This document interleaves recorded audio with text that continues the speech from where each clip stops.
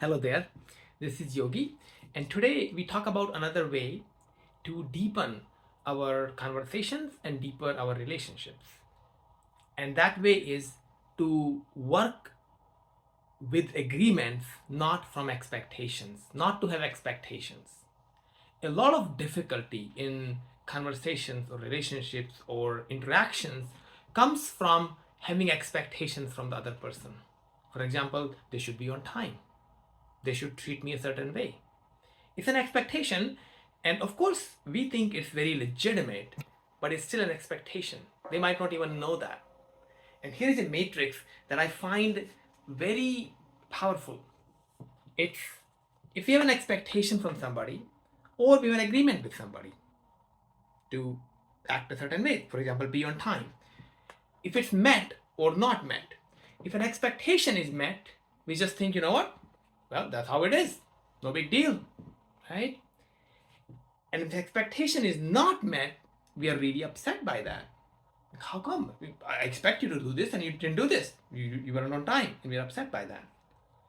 But if we set agreements, we actually talk to the person and set agreements, say, hey, can we be on time or maybe a minute early? If it's met, we both are happy about that because we've agreed to and we actually followed through on our agreement. That's a good thing.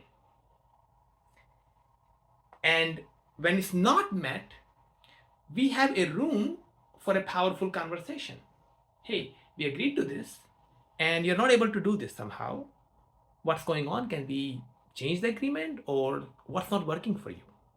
And I've seen in my own coaching, this setting agreements instead of having expectations is helps us get a lot deeper and we don't get frustrated about things.